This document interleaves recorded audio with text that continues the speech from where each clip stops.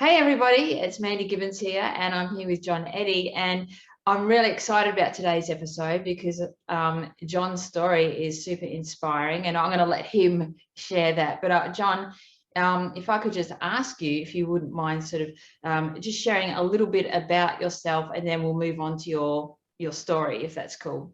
Yeah.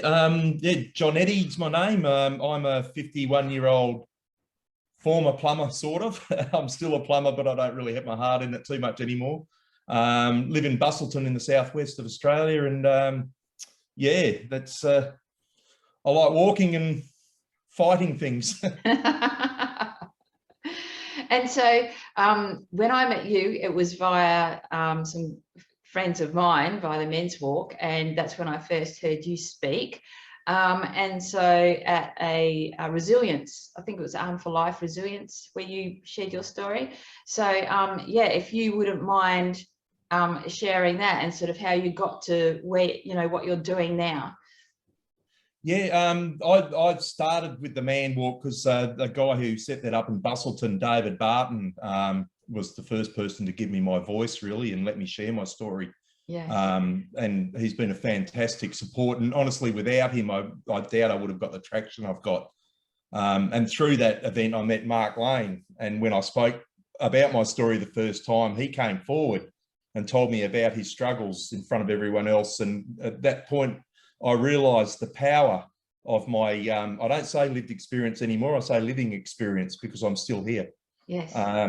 And, I realised there was absolute power in it. And I've really, since that point, I probably about 2 years ago, I'm not sure of the exact date, I've been working hard in an amazing direction, I guess. It's when I look back at it, it's hard to fathom what I've done. That doesn't seem like much sometimes, but I think it really is. My story, I'll sort of flitter around a little bit with it, because really stage 2 of my life started about 2.5 years ago when I lost my 20-year-old son to suicide.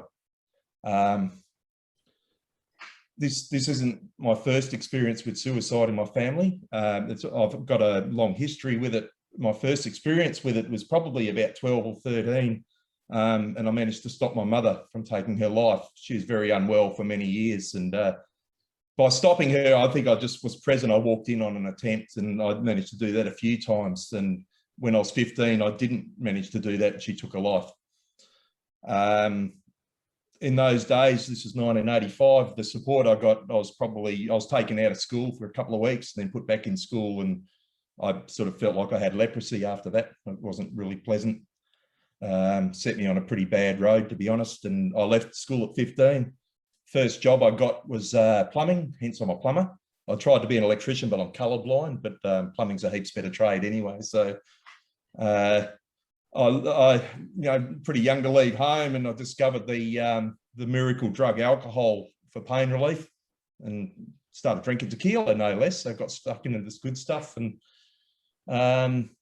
drugs, alcohol and anger was my method of dealing with what I was going through, and I certainly didn't understand what I was dealing with. Continued on, and I got into a world of trouble with the police. I was threatened with jail from a judge, and the only reason he didn't put me in jail was because he wasn't allowed to.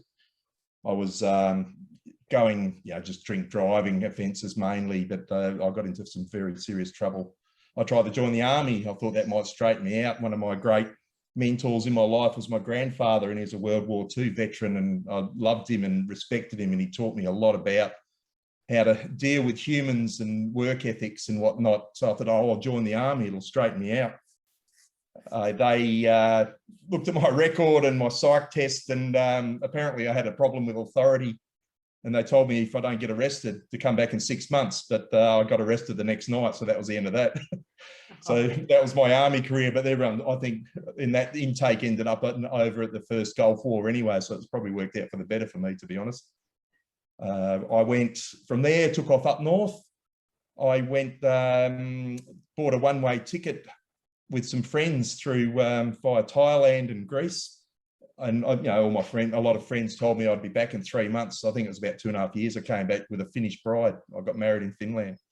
But before I met her, I ended up in Israel with no money, and it didn't seem like it at the time, but in hindsight, I was more or less homeless, I guess. I had a job, but I was living on the beach in a tent. I had an empty backpack and I had the clothes I was wearing and about $5 to my name.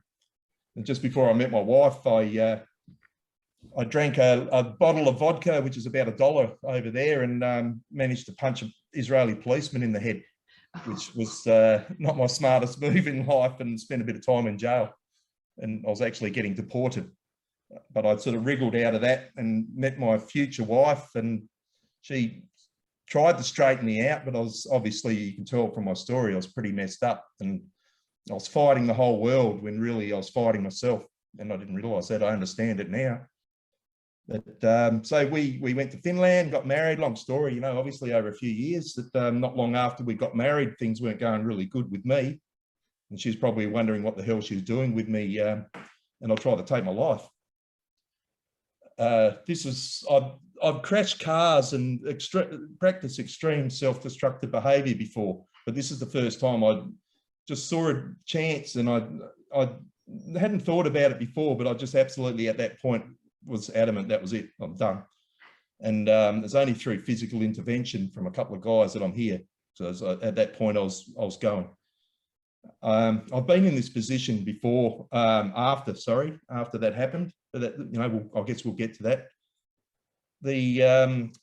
No one knew about that. I was removed, locked up, and then a few hours later I was released, and I was in a foreign country. They didn't say anything to my wife. I never told anyone, and I never told anyone in the whole world that until my son took his life. And I actually got that tattoo. I don't know if you can see it there. Ah, yes, yes. Yep. Yep, to represent that. So it's a heartbeat with a semicolon. Yeah. And that represents what I went through at that point.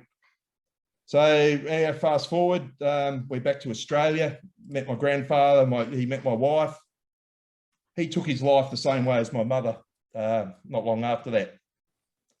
And I'm still processing what I'm going through, and I can't believe I've lost my son. Yeah. And I feel if I had shared my story earlier, he would perhaps be here, but that's pretty a common thought for parents in my situation. You know, we all say that we shouldn't feel guilty about it, but that guilt I will take with me to my grave, because he was my son, I was his father, and I had one job to do and I failed. That's how I feel. Yes. Then before my son died, my marriage really went pear-shaped. I'm pretty fanatical about everything I get stuck into, and one of them was setting up my plumbing business. So drinking heavily, working 14 hours a day, 7 days a week on a government contract for 4 years straight without a break. And I took my wife and young family up to the wheat belt and left them isolated while I was working non-stop, and you know, thinking I was doing the right thing, paying off the house. In hindsight, you know, money's shit, doesn't mean anything to me anymore. So we were going through a real rough patch, and she took off to Finland for a break, which she used to do, and took the kids, and I was sitting alone with a bottle of bourbon and the method in one hand and the drink in the other, and everything laid out, ready to go again, thinking I can't do this anymore. And I kept seeing my children at my funeral, and that's what stopped me, and that's what prompted me to go and get help. Yeah. I went to a psychologist with the mental health plan. I went to my GP and, you know, got the plan, and I went to the psychologist with my 10 free visits. And after 2 visits, he told me I probably don't have to be here, because quite simply, my mother's death wasn't my fault. And I really wish someone had told me that when I was 15, and my life would be very, very different. Sorry, I'm tearing up a bit here. That's okay. I totally feel you. And, you know, and here we are now, my boys, I've got one son, Tommy, who's at university, but I've lost my beautiful 20-year-old Alex. We didn't have any warning. He was weeks away from finishing his apprenticeship as a chef. He'd just moved out with some mates, and it wasn't going so well, and he was a week away from moving home. So that's how close we missed him by. And, you know, one day his work rang up and said he hasn't come to work, and he'd never done that in the 3-year apprenticeship. And things went to shit from there, I tell you. So day 2, you know, I was there when we found him. There was a massive search, which I'm still processing. After I identified him the next day, I drank a bottle of bourbon and 2 bottles of wine in the sitting. And I was literally deciding whether I live or die, because I don't know if I can do this shit anymore, to be honest. I woke up in the morning and my wife told me she had to walk me outside to go to the toilet for me, which, you know, quite proud of that moment, obviously. And I was pretty sick.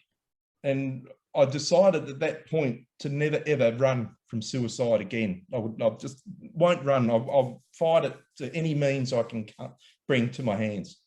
I've got a lot in my hands at the moment. I actually stopped. I have a drink every now and again now, but I stopped for near on 9 months. And that's the first time since I was 15 that I've ever gone without alcohol. Wow. And I think if I didn't stop, I probably would have died. Yeah. So yeah, now, you know, of course, after something so traumatic, a lot of the experts tell you not to act. It's too early. You can't do this. You can't do that. I did a quite a powerful local TV, newspaper interview about it 2 weeks after he died. And I've gone as loud and as public as I can, sharing my story in the hope to get people to reach out for help. And especially guys, young men, when I made my first attempt, and my son, men are impulsive and we react. If I had sought out help prior to that attempt, if I had recognised I was heading down a bad road, I could have perhaps got help, and you know, earlier intervention would have made all the difference. But guys being guys, we don't necessarily recognise we're heading down that road. We want to be big, strong, tough providers, and we pay the price. That's why we're making up about 75% of the suicides at the moment. Yeah. No, go for it. Continue. Yeah. What am I up to now? I've got so many hats. I've tried to do it in a timeline. So the first opportunity I got to act was with a suicide post-vention support group called Shining Hope, based out of Bunbury. Not long after joining them, they invited me to sit on the committee. So I try and help with those guys as much as I can. I haven't got a lot of time at the moment, but they're fantastic, and they really, really helped me in the early days with peer meetings, just by sitting around in a room with other people talking about what you're going through. So, you know, not clinical, just talking to other people about your experiences, people that have gone through it, people who are a bit further down. And how, you know, because this is so devastating, right? You know, especially when you've got all the feelings of, you know, would have, could have, you know, should have, all these things that are going on for you, right? And so was it, you know, what was it like being able to have those conversations with others so that you felt like you weren't on your own going through this? I don't know. Look, I'm a little bit different because I went there with the full knowledge that I wanted to fight. Yes. Yeah. I was hoping, I think the first time I walked in there, I was hoping to connect with people who were fighting. But then something very different happened. And like I said, a bit later on in the process, I shared my story with Mark, our friend, and, you know, it helped him. And I realised that, you know, the power of other people listening to you who are perhaps a couple of years further ahead in this, I hate the word and I hate the phrase journey. And if you say healing journey, I'll have to hang up. So I can't stand that. So, but I guess in a way that's what it is. You know, we're on this path. So when you share that with someone else and they open up about their own experience and you can see that they've survived, it's very powerful. Yeah, well, that's how I first heard about you, was through Lady, Mark Lane, and he just told me about this amazing guy, you know, and was telling me, and I was like, wow, I need to meet him. And so, you know, it probably would have been maybe I don't know, a good 18 months, maybe 2 years, maybe 18 years since Lainey first told me about you.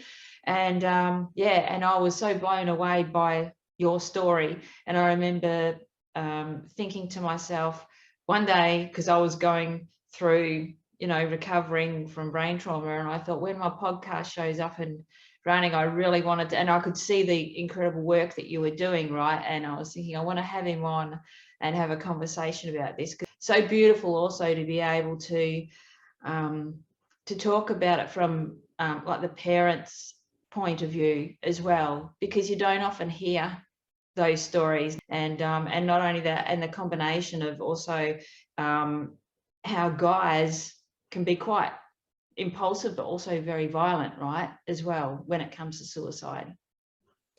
We the girls do it differently. They obviously they do take their lives, unfortunately, but girls seem to have a few more attempts at it, whereas guys generally have one attempt and they're very serious about it and they don't muck around and they're often successful. Yeah, it's just a different mindset. And every suicide is as individual as we are. I've learned how complex the whole thing is.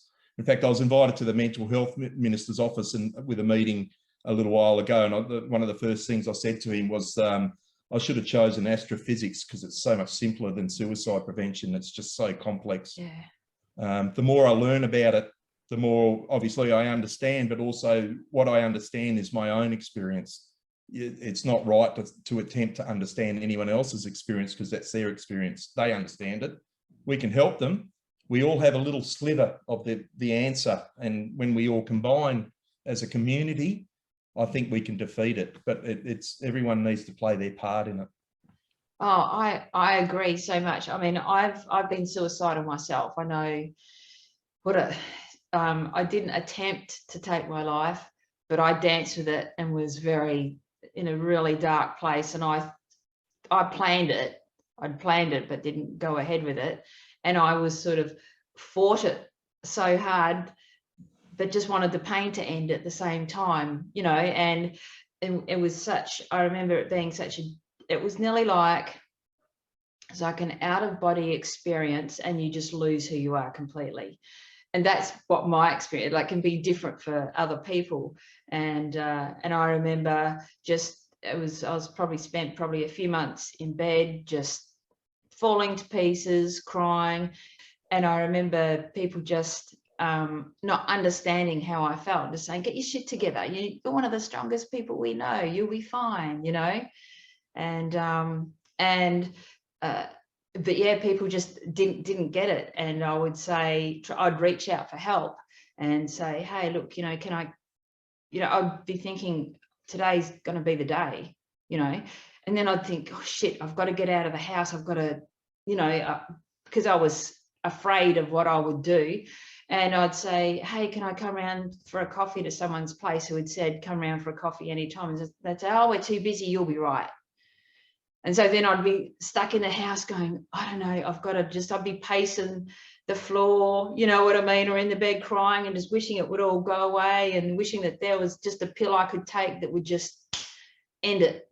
The pain would be over, And so I've spoken to other people who have been through like, similar stories, but every single person's journey is different, right? And when you're going through that as well, I know for myself, when people were, it doesn't matter how many people say they love and adore you, you don't feel that in here within yourself, right? And because you don't feel that, it's like you're so disconnected. And so when you don't feel loved and you feel really disconnected and you're in this deep anguish and pain, it's and it's like you become like someone else. So it's very difficult to climb out of that when you're so far down that rabbit hole, right? Yep. It's, when I tried overseas, like I said, I'd just been married, and I remember thinking, what right do I possibly have to have any sort of happiness? Yes, yeah. Thinking, what right have I got for that? It's it's very, very complex, and it's a human condition. We're human beings, and 80% of us at some point in our life will have these thoughts. Yes. So it's more normal than abnormal, but obviously we need to stop people acting on them, and that's when it becomes the issue. And recognizing that we're in crisis or heading that way, it's so important that early intervention. It's the word of the year, I think, or my word of the year anyway. We've got to try and catch these people early, and that includes getting to school kids and educating them about this. And gender specific. The guys are different to girls. It's just a biological fact.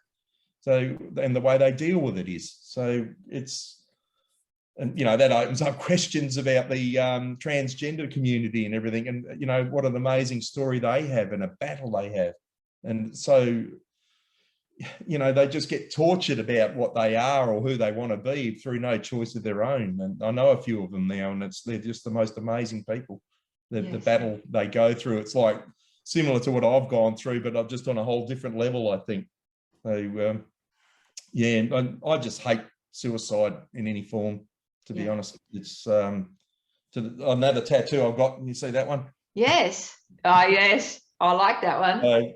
That's what I think. And when I got that, though, I wanted to get it exposed on my arm, and I was going in very public, and they advised me to put it away somewhere a bit private. All right. Yeah, good advice.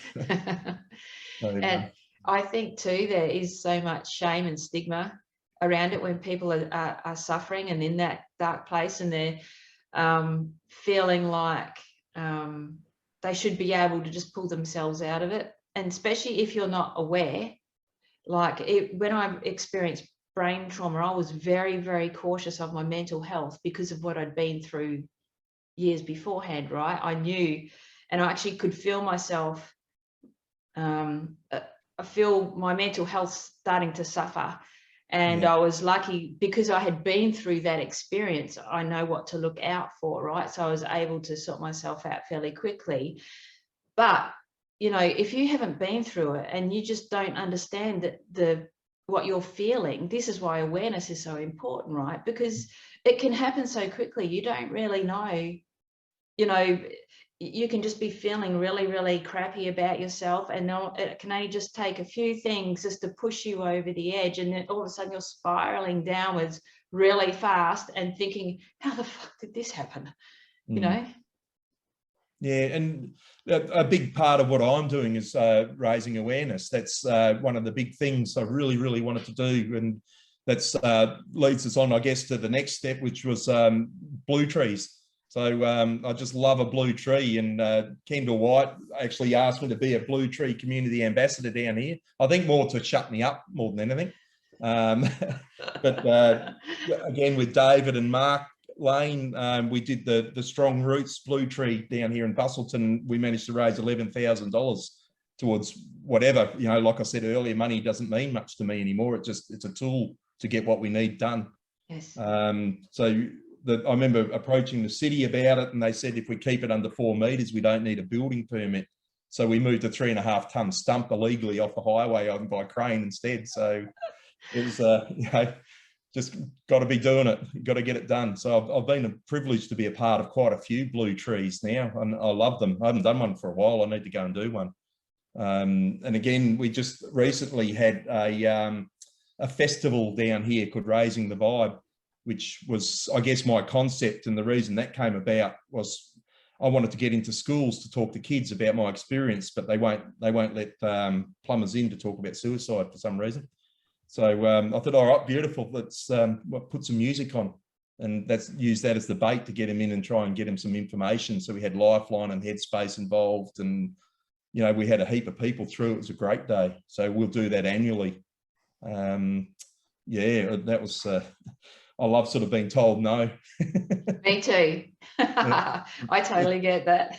It's too important to take no. And I really believe we need to change the way we're dealing with people in crisis or heading towards crisis. We need to put the humanity back in being humans. Yeah. I'm a peer care companion for a group called Roses in the Ocean, and that's so I take warm phone lines. It's not like a Lifeline crisis call. It's like a level down.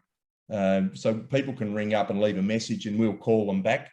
And, you know, just they'll link us up with someone who's got a similar living experience as what they're going through. And we'll just talk to them. You know, we're not clinical. We've just got a similar living experience and talk on the same level, and it works. I've done quite a few of those calls. It's fantastic.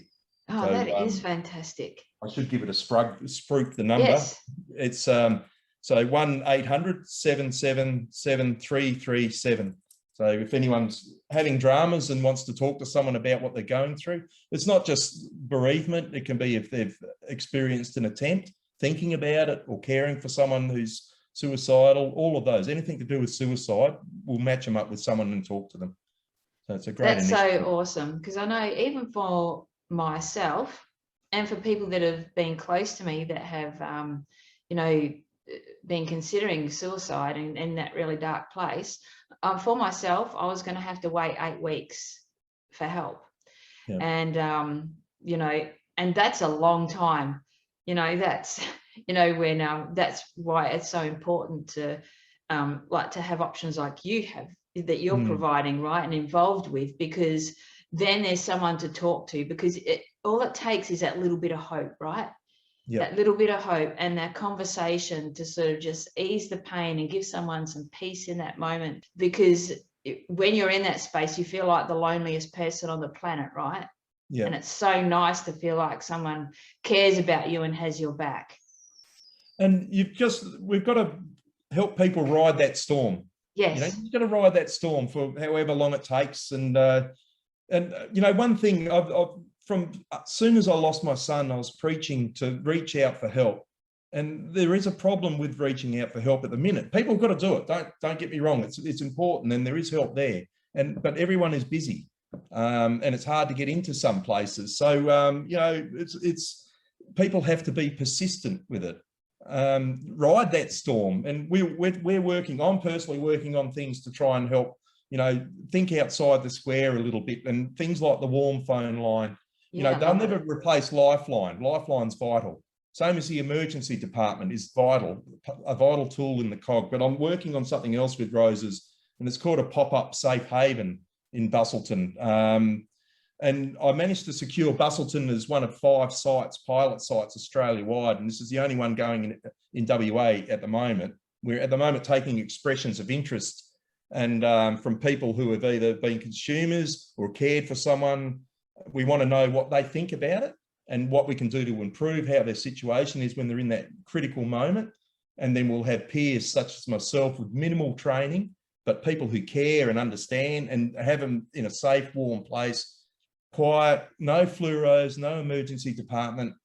I want it to work closely with the services so that, you know, if we need their support, we can admit people, but admit them in a warm way at the back door, and so they're ready for them, instead of pumping them in through the front door and they've got to sit with a screaming child. Yeah. These people go there for help, and then often they want to leave because they don't want to sit there like that. Yeah.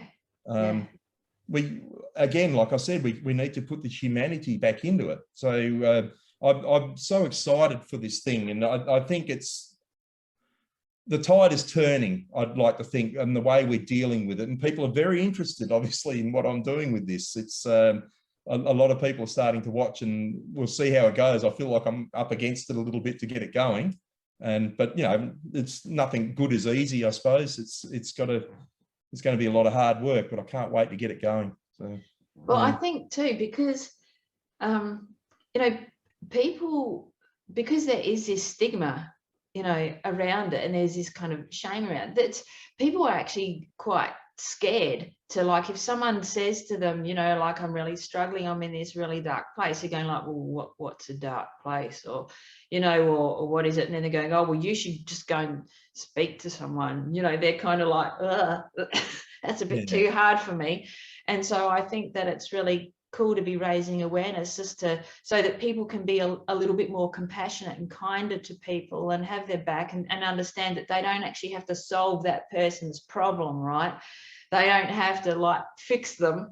They can just be there for them, and you know, be able to create maybe a group of friends around them who can just have their back in their own special way, you know, while they're going through this process, so that they can get help, and even just to, like, speak with them on a regular basis, to check in on them, or go over, pop in there, give them something to eat, you know, or whatever, make sure that they're okay if they've got to wait for a few weeks to see someone, you know, just to make sure that there's, I mean, otherwise, if someone's left to their own devices and they're in a really dark place, it's a risk, right?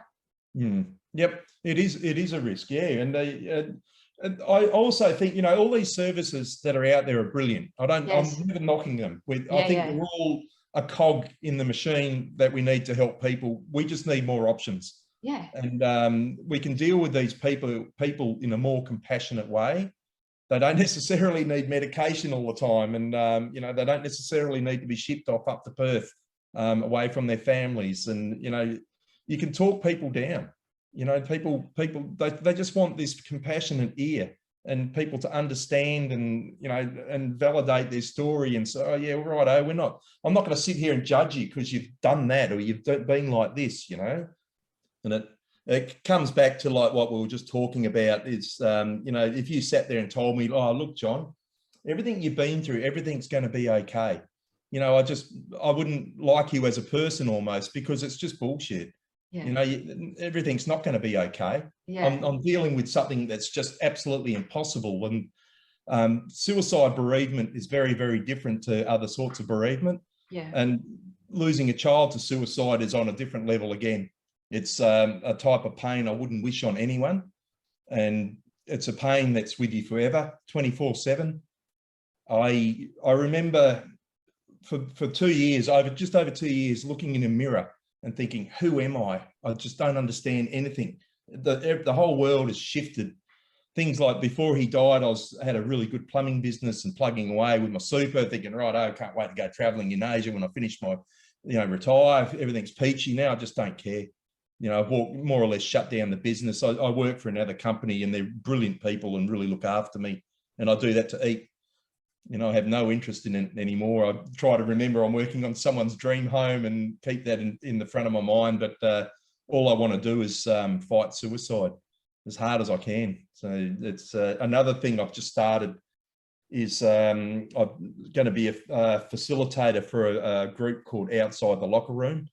They go into sporting clubs and schools and talk to young people about mental health and drug and alcohol problems and things like that. So I'm really, really excited to start doing that. So nervous, very, very nervous about it, but I can't wait. It's always been my goal to speak to children or young people, you know, youth. I think youth really need to find some help, especially at that age group. You know, there's quite a lot of good support and it's changing as well in schools. But when they leave school, and, you know, often they leave school and that coincides with the time they leave home and, you know, they're finding their way and they're hitting the booze and probably smoking a bit of weed and doing all the stuff like everyone goes through and splitting up with their boyfriends or girlfriends and working out their sexuality. And it's all happening at the one time. It must be so overwhelming. I did it when I was 15, you know, but I guess at any age, it's just an overwhelming time. And I think there's a lot of gaps there for help for these people. And, you know, women or young girls are forced to put sexualized photos with filters up all the time. And, you know, God only knows what actually goes on that we don't see. Yeah. And, you know, they're just kids still. It's just bullshit. And I spoke to Libby Metham, our local member of parliament down here. She's also the shadow mental health minister, about it one time. You know, we both agree. We wish we could put that genie back in the bottle, just throw that crap away, but it's here, unfortunately. So I think we need to think of ways of harnessing it to get to them, because they're going to use it. So we might as well find ways to harness it. Someone actually sent me an app the other day to have a look at, and it's quite a good idea. It's just a phone app that links up all the mental health services and anything like you're going through your appointment. So if you're on medication, it can help with that, can help with your sleep pattern, all sorts of stuff just linked up in one app. And I think, yeah, well, that's a great idea. It's a format that they'll understand and, you know, probably use. Yeah. Unfortunately, but that's where we're at. Yeah. And I think too, like, you know, whether it's for boys or girls, you know, understanding your self-worth and believing in yourself, being able to help kids to grow their resilience more, and, you know, and have those tools so that then they can be strong within themselves, right, and aren't influenced as much by other people. And it's really easy for peer pressure, right, to like send you downhill when you're not feeling so good about yourself, and the vulnerable often get stomped on even more, right?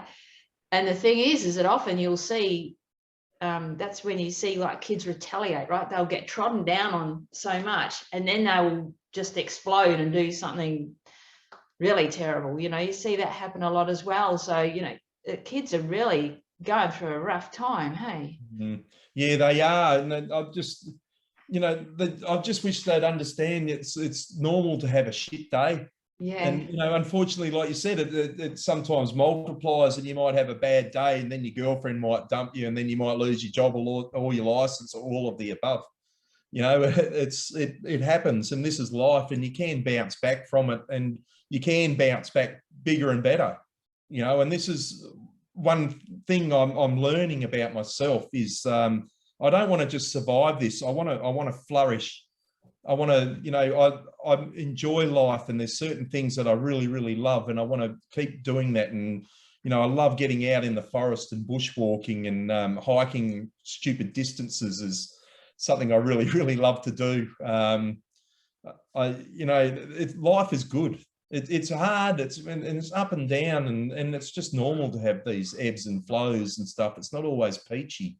And like you're saying, and you know, we're getting this filtered crap on social media saying everything's peachy. We don't have pimples or cellulite, and you know, we've got all this money and everything's flash. It's not like that. You know, it's crap. So it's not how life really is.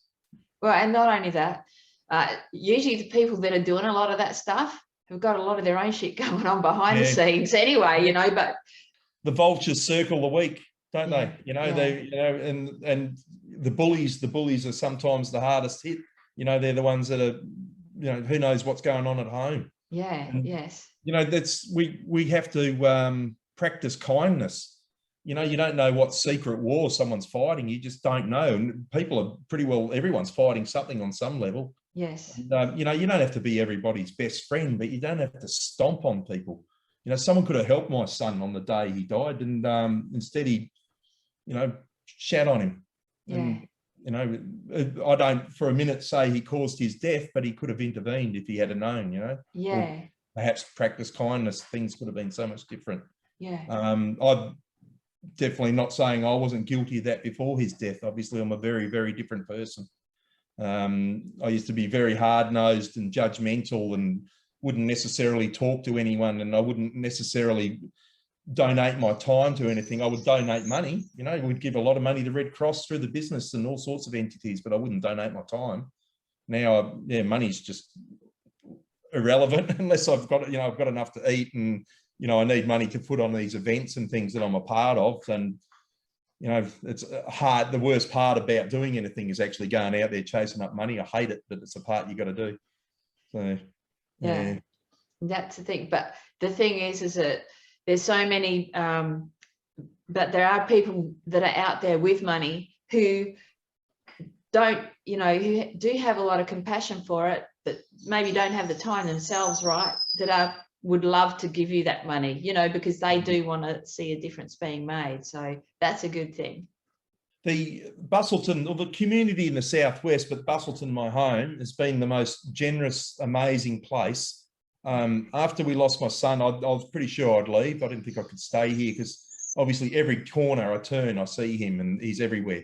And now I could never leave. In my darkest, blackest time, I've met the most incredible people that have rallied around me, supported me, you know, given me my voice and allowed me to do what I'm doing. And I feel like I want to repay that 100-fold. And, you know, if we can just save one life, if everything I'm doing saves one life, it's worth it. Yes. And Roses in the Ocean, who I'm a part of now, and I'm proud to be helping them, and they help me, is they say that one life at a time. Yeah. You know, we can't save everyone, but every, you know, one starfish back into the water off the beach, as the saying goes. I like and that. It's true, because if you look at the bigger picture, it's incredibly overwhelming at the moment. Yeah, I've discovered it in a big way, and I just so badly want no one to ever be me. That's, you know, I just don't want anyone to ever have to go through what I'm going through. And I know with what I'm doing, I know many, many parents in the same situation. You know, it's just heartbreaking, every single one of them. I light candles on their birthdays and anniversaries if I know them, and it's rarely, I light one for my boy at the same time, and it's very rare we don't have two candles burning in my house. Yes. In the evening. It's just, it's an absolute preventable tragedy. We're not going to prevent it all, you know. I wish we could, but these kids are just the terrible part of it. It's just so gut-wrenching. Yeah. And all of our lives have just changed forever. And the one thing I realised, you know, again, there's so many experts in this field, but you don't have to be an expert. It doesn't discriminate. You know, you can come from any background. There's certain cohorts that are overrepresented, but it doesn't discriminate. It can absolutely affect anyone from good homes, bad homes, black, white, green, gay, whatever you want. It doesn't matter. When you're dead, it certainly doesn't matter. So and as I said earlier, it is a community problem, and every single person in the community has a role to play in it, whether it's the parts of, to keep yourself alive, or it's to keep your mate alive, or your family member alive, or a complete stranger. We all have a role to play in it. We can go out. The ways to do it is you can go out and do the Safe Talk training, which is just half a day of suicide first aid training. Very basic, but it'll keep someone alive, and then funnel them to someone who's done a little bit more training. And, and that's the storm. You can get them to ride their storm. Yeah. And it works. I've seen it work. That is awesome. And it's, and the more awareness is created, the more it reduces the stigma around it, where people feel actually more open and more comfortable and not as afraid to actually say, look, I'm struggling at the moment. I need someone to talk to, because how many stories do you hear it all the time of like people just going, we didn't see it coming.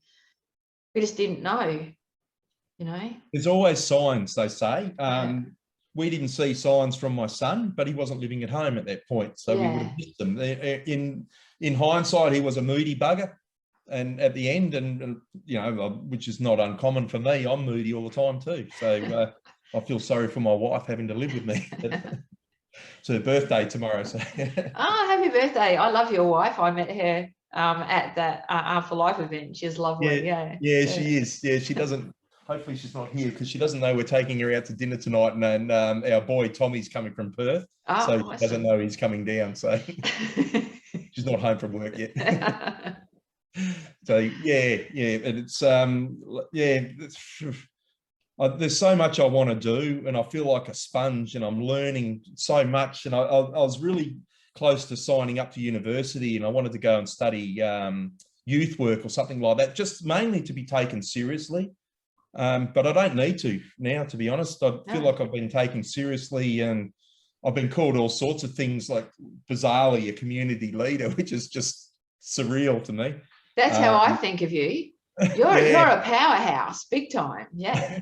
Yeah, I don't see it. It's strange. And the one I really like is mental health crusader or mental health activist. I like the mental health activist. I sort of picture myself a little cake.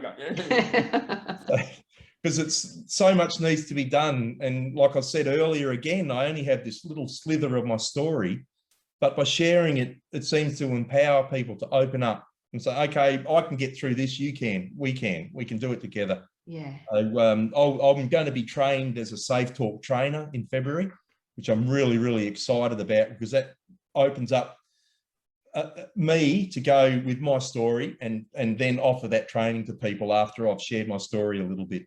Then that'll let me into hopefully TAFEs and get to that, that group of kids, that younger people. So I want to be able to reach them. And again, with the outside the locker room, I want to, share that and get these younger guys, especially, to open up, and women. We're all in it together. So there's a lot. There's going to be an exciting year next year for me, I think. I can't wait. Definitely. Yeah, there's a lot going on. I'm excited for you. Yeah. And what else am I doing? You want to hear about what else I'm doing? Yeah, tell them. I want to know all of it. All right. I was awarded a bursary to attend a international suicide prevention summit earlier in the year. Oh, Jon, that's awesome. Yeah, but it went virtual because of COVID, because it was an international conference. But that's all right. I mean, purely being awarded, it was quite incredible. And then a part of that, I was invited to address it with my thoughts on the event. So I did that, and it was in two stages. One part was an Australian part with the Lived Experience Summit, and then it rolled into an international summit. So I got invited to share my thoughts on what I got out of it, my reflections. And after that, I've got I got some job offers, which is interesting. So, and also just a lot more support. There's a group called Standby Support After Suicide. They're big all over Australia, but they're not quite in the southwest yet, but they're moving in. Just purely to help people bereaved. They're really, really good. They're operating up in the Kimberley and doing amazing work up there. As you can imagine, they've got a serious issue up there. Yeah. So they invited me to sit on their lived experience advisory board, which is a national thing. So that's quite, I'm blown away by that. I haven't done a meeting yet. So I'm a Lifeline community ambassador, which is nothing compared to what our mate Laney does, because he's a crisis caller, and I know a couple of my friends are crisis callers, and you know they do amazing work. They're on the front line, so they're the true stars in my view. And I'd love to do that, but I honestly just don't have the time, and I think my time is better spent rallying the troops, so to speak. But I also sit on the Lifeline Western Australian Lived Experience Advisory Board, which again was an incredible honour, and I was moved to tears when they rang me and told me I got that. And that's a paid role, which is, you know, it's not a lot of money, but it's the most significant paycheck I've ever got. It's up on my wall. So, and you know, it's not a lot of money compared to running a plumbing business, but it's the most valuable piece of pay I've ever received in my life. And and just, you know, it's just to be asked to offer what your thoughts are on something by an entity such as Lifeline is such a privilege. Lived experience or living experience, I love that term. Like I said earlier, I'm still alive, so I'm living. Yeah. So, you know, we have so much to offer with the way things should be set up and run, because we've gone through it. You know, I don't have all the answers to how things should be run, but again, if we all come together, we become an extremely powerful and an extremely loud voice. And I sent a letter to the Minister and the Mental Health Commission saying, I don't really want to just stir shit up. I'm not here to stir shit up. I want to find the gaps, and I want to provide viable solutions to what the problem is for my community down here. And things like this pop-up safe haven is a step in that process. There's a need for it. People are contacting me whenever I get my ugly mug in the local paper. People contacted me saying, you know, we want help, but there's not necessarily anywhere to go, and maybe they don't want to go to the hospital. Yeah. So I want to provide a solution. I want to provide an alternative to that. If they come to us and they do need to go to hospital, we'll help them get there. And then also after they come to us, we'll keep in touch, hopefully, and provide solutions to what they're going through. You know, we've got all these problems. It's homelessness, drug and alcohol abuse, you know, intergenerational drug and alcohol abuse, and racism, and you know, there's all these problems, all connected. Yeah. It's all connecting to the crisis, and I want to have an open door policy. And you know, in a perfect world for the future of something like that, I see it take the pop-up out of it and call it a safe haven, so it's a permanent building. Hopefully 3 or 4 days a week, move into 5 days a week, and then have a bus attached to it that we can relocate to crisis points. And you know, when it's not used for a safe haven crisis, you know, like after a bushfire or a fatality or something like that, we could use it for education and deliver free safe talk and assist training. And that's my long-term goal at the moment. And you know what it needs? A little bit of money. Yeah. All it needs. It's only, and money's crap now anyway. It's all just cyberspace numbers. It's floating around, doesn't even mean anything. It is. It's funny you say. I totally get what you mean. After you've experienced a lot of trauma in your life, it changes your outlook on money a lot. Yeah. My outlook on everything has changed. You know, what's really important to you and us is right in front of us. Yeah. And it might be something that you don't necessarily have to strive to get. It might be right in front of you, and it's very easy just to keep looking past that day after day. Yeah. And you know, I'd like to think my boy knew I loved him and he loved me, and I probably should have said it more often than I did. I think I said it a lot, but you know, it's what's vital and important to you is right there. It's right close to us. Yes. Go and find your loved ones and kiss them and hug them and tell them you love them. Yes. Because it might not be a suicidal, it could be something we don't know what's around the corner. No, that's exactly right. Yeah. And that's what's important. All the rest of it's just crap. Yeah. It can be taken away at any time and you've still got each other. That's what's important. Yes. Yeah. That's it. Oh, I'm so grateful that you came on today. I really enjoyed this conversation big time. And is there anything else that you would like to share? Because there's like, I'm talking to you and I'm thinking, oh, I didn't know about that. I didn't know about that, because I follow your Facebook feed a fair bit. Yep. So Yep. yeah, and yeah, like and anything else that you'd like to share, but also is there like any parents that are sort of going through what you're going through, what would you like to say to them? Any parents who are in my situation, I would say reach out to other parents such as us. Yeah. There's a Facebook group in Western Australia called Parents of Angels. It's a closed private group, and they are just fantastic. We meet every now and again and catch up with these fantastic lunches. You wouldn't think something could be beautiful with a room full of bereaved parents, but it really is, you know. And only, like I said earlier, the grief that we go through is very, very different and a lot more intense than you could possibly imagine. And I so hope no one ever has to be in that position, but it helps a lot to be with other people. And Parents of Angels was started by a really good friend of mine now, Ray, and she also lost her boy. And they just the loveliest people, all of them in there are, and we just support each other and catch up. There's a national one I'm a part of as well called Parents Living with Suicide. And likewise, you know, it's just a fantastic entity. I wouldn't recommend doing what I'm doing.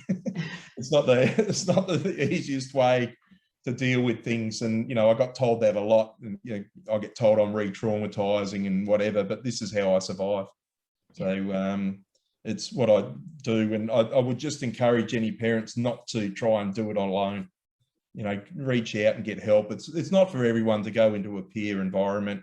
You know, some people, I know people personally that need to just be on their own and do it on their own and don't talk about it at all. Or, you know, it's your journy. Only you know what the right way is. There I go with that journey again. I was just about to say, you just I've made sure I've tried not to say it, actually. Didn't say healing journey, so it's yeah, all right. That's it. It's crap terminology, it annoys me. But it's their story. You know, and like with any grief, there's no right or wrong way to do it. As long as you're not hurting someone else or hurting yourself, yeah, you know, that's the right way to do it if it works for you. Like for me, when I get overwhelmed, I take off into the forest. And luckily, Lisa loves walking in the bush too. And, you know, we do the wonderful Cape to Cape track. I did that. My son told me he wanted to do it before he died and he never got to do it. So I did it for him last year in his honour, which is, yeah. I skulked away because I had a lot of people sort of probably wanting to do it with me, but I didn't want anyone with me. Yeah. And I was actually going to do it again this year, but I've sort of run out of time, I think. But I will skulk away again and just disappear for a few days and not tell anyone. So I've written a little poem which I'll share when I do that. So cool. I'm not sharing it until I do that.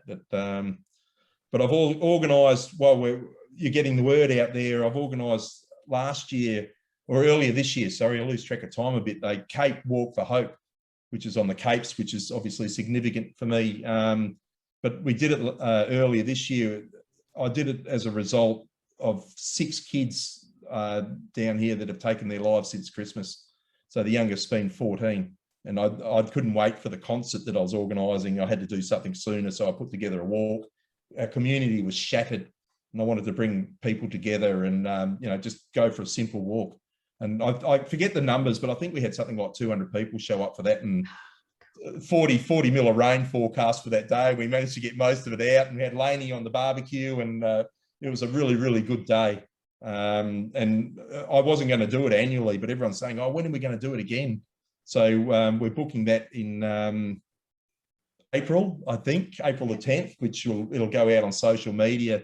And this is all inclusive. And that's one of the reasons why I picked that section. So if someone was in a wheelchair or limited mobility or whatever, and, you know, people were asking, oh, we can't do that. So if you show up and do 100 metres, I don't care. The point is coming together. So I want to, I don't know, every time I do these events, I just want to smash them out of the park and get as many people there and spread the word. So I look at it all as a war. So I'm at war with suicide. Yeah, you can feel that when even when I met you in person, you know, at that event. I remember just like I met you out the front because I was standing there with Lainey and then and Kaya, and then I didn't realise that you were the person who was going to be talking, you know, until we got to the met you out the front. And then I actually didn't realize exactly who you were until you got up and spoke. And here I was sitting next to you and your wife, you know what I mean? And I was like, oh, this is who Lainey's been telling me about. Like, yeah. And I'd heard so much about how much fire and passion and, you know, all the incredible work, and had been following you on social media as well. So, and I'd heard from you, David Barton had told me about you as well. So, yeah, like, I'm behind you the whole way. I'm so stoked to see, you know, like, even from my own experiences that I've been through, I love seeing people just like bring it big time to this, because I think, you know, suicide prevention is not only does it save lives, it brings awareness, and it does teach people a lot of compassion and understanding at the same time as well. But then also it gets to take it back, even though layers even a little bit further, so that people can actually take notice of when there's changes in people, or they can have their own little mental health checks, even if they're just having a really crappy day. You know what I mean? It's sort of all of that it starts taking it back a little bit further and further. So it's not all just about shit hitting the fan. Yeah. You know what I mean? When it's too late. Builds up. Yeah. I tell people often too to just trust your gut instincts. You know, as humans, we have this instinct to pick up on things that we might not necessarily understand, you know, and if someone, you know, is out of sorts, ask them. Yeah. You know, there's a reason why you're sort of picking up on that you may not register straight away, but, you know, go with your gut instincts. And, you know, we're often right. Someone is, that seems like they're a bit off, you know, what's going on? They might be in absolute turmoil and fighting hard. Just ask them. And don't be afraid to ask them, are you thinking about suicide? Say the word. Yes. You know, it doesn't set people off. It's been proven time and time again. If they're thinking about it, it won't push them over the edge. It's the opposite. It'll bring them down. Yeah, that's it. You know what? This is really, and I haven't shared this, so I'll just share this quickly before we wrap up. But when I was going through it, there was no one locally who was like my family really couldn't get through to me, because they were worried about me, but they really didn't know what was going on, because I wouldn't talk to them. It wasn't, I mean, I'd catch up with them, but I was always a very like lively person, big personality, heaps of energy. A mask on. That's it. And then when I'd get to and all of a sudden I change, and they'd ask me out for coffee, and I'd just sit there and say nothing the whole time. It'd be high and by. That was it. And they were so worried about me, they didn't know, you know, what was going on or even how to help me.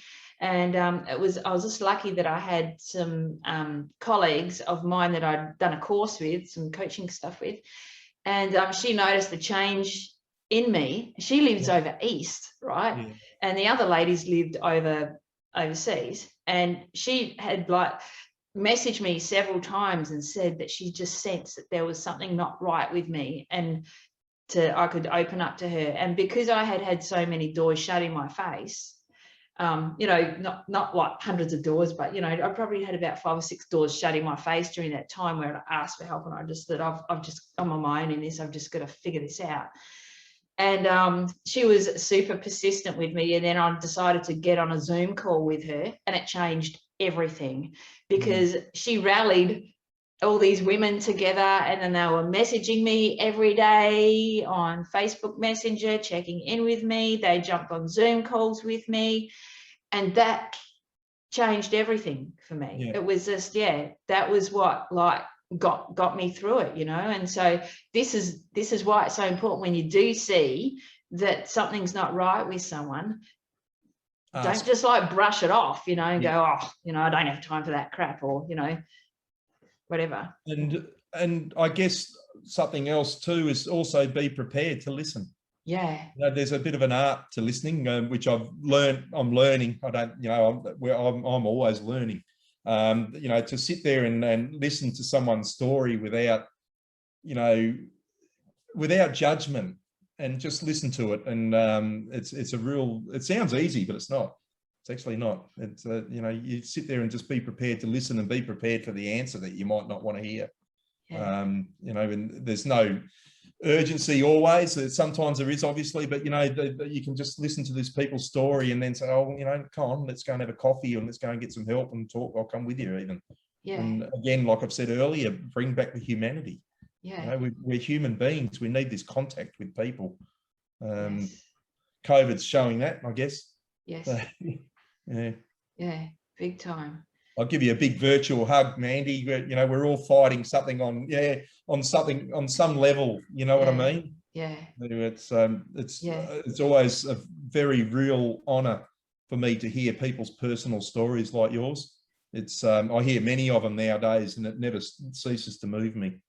Yeah, I love hearing people's stories too. That's why I'm doing this. That's why I love the podcast so much, right? Because it raises awareness, and then you know, and I always hope too, it's like, you know, if it saves one life, and I always think if someone gets to listen to it and just goes, wow, this is exactly what I needed to hear today to give me some hope, or give me some resources, or, you know someone I can reach out to, you know, that's what it's all about. Yeah, absolutely. Yeah. And often when we're in that dark place, we feel so alone, but we're surrounded by the people we love, and just ride the shitstorm, you know, just ride it for a little bit longer, and then all of a sudden the sun comes out. Yeah, that's it. And how would you like people to reach out to you? Like I'll tag you on Facebook. Facebook's easy, and you know, if they don't want to put it publicly, just send me a personal message. Yes. I check them often. Yes. Well, my wife would probably say too often. So, but, Facebook seems to be easiest format at the moment.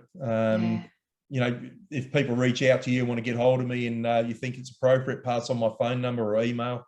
Yeah. So, I don't want to sort of give it out too much, because I get overwhelmed, and I don't want to let people down.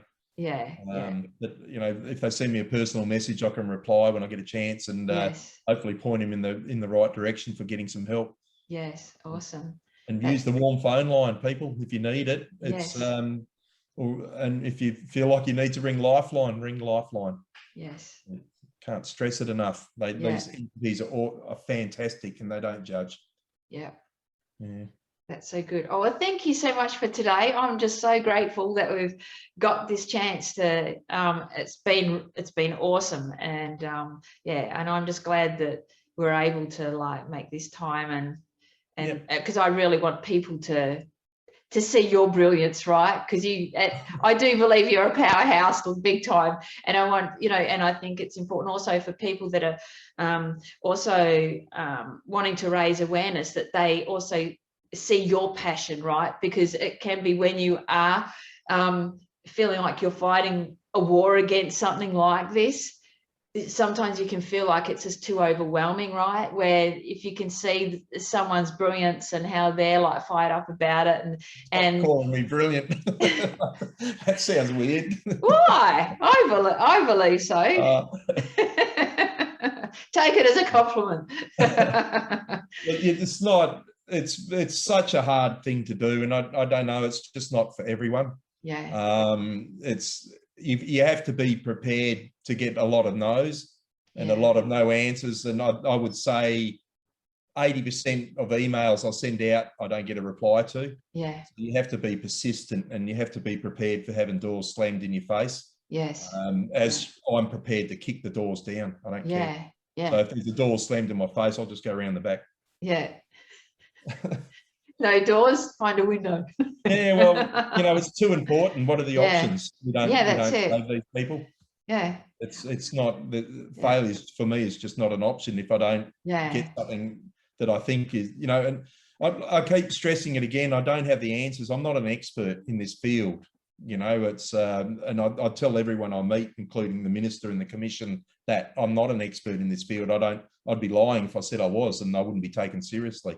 Yeah. So, but I know, again, we all have a little piece of that answer, and together we are experts. All of us united are experts.